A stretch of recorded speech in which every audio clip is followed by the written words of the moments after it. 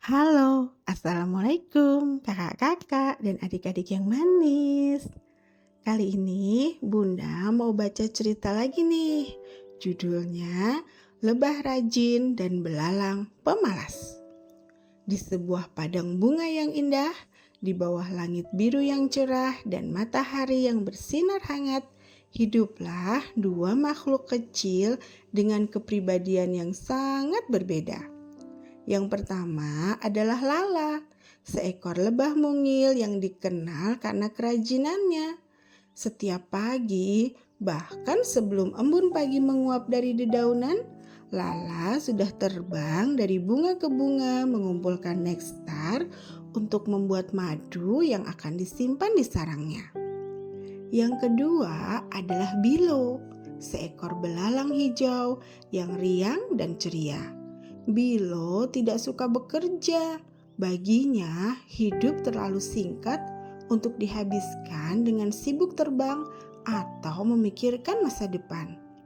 Ia lebih senang duduk di atas daun, bernyanyi sambil memetik daunnya seperti gitar, atau melompat-lompat menikmati cahaya matahari yang hangat.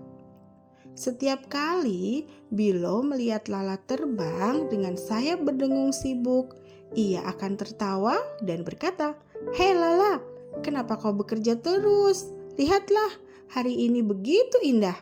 Mari bernyanyi dan bermain bersamaku." Lala selalu tersenyum ramah, meski kadang sedikit lelah. "Aku harus mengumpulkan nektar, Bilo. Musim hujan akan datang saat bunga-bunga tak lagi mekar dan angin dingin bertiup kencang. Aku dan teman-temanku akan butuh makanan. Kami harus bersiap dari sekarang," jawab Lala. Namun, Bilo hanya mengangkat bahu.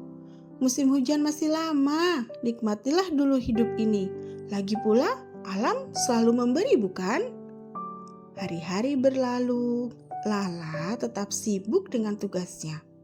Ia membangun sarang yang rapi, menyimpan madu sedikit demi sedikit.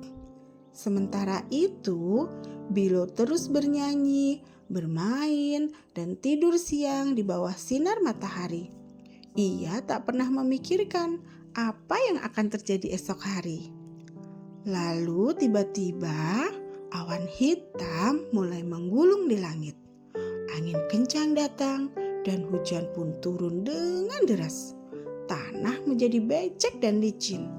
Bunga-bunga yang dulunya mekar ceria kini layu dan tertutup air.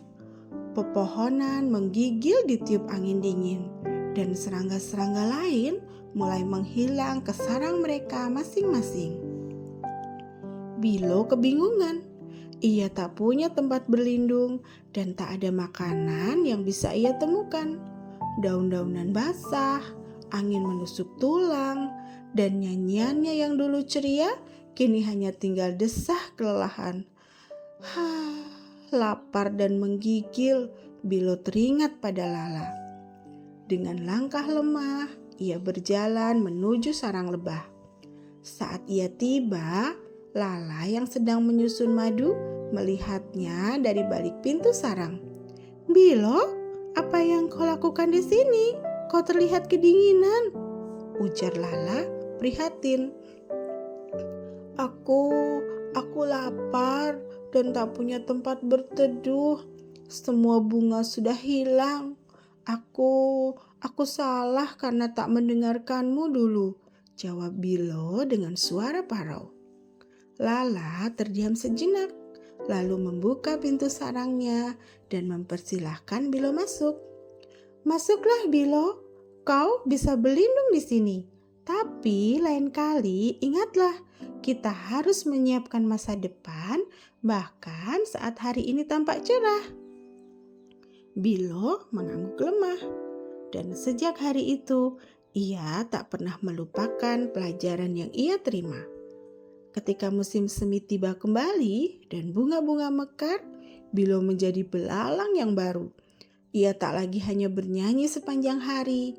Kini ia membantu Lala dan lebah-lebah lainnya mempersiapkan persediaan. Dan kadang-kadang Di sela pekerjaan mereka, Lala akan tersenyum dan berkata, "Kita bisa menikmati hidup, tapi jangan lupa untuk bersiap, karena hari ini yang cerah tak selamanya akan bertahan." Pesan moral dari cerita ini adalah kerja keras dan persiapan hari ini adalah kunci untuk keamanan dan kenyamanan di masa depan. Jangan menunda untuk memikirkan apa yang akan datang, sebab musim bisa berubah kapan saja. Ketekunan dan pandangan jauh ke depan adalah kebijaksanaan yang tak pernah sia-sia. Oke adik-adik, sampai ketemu lagi di cerita selanjutnya. Wassalamualaikum.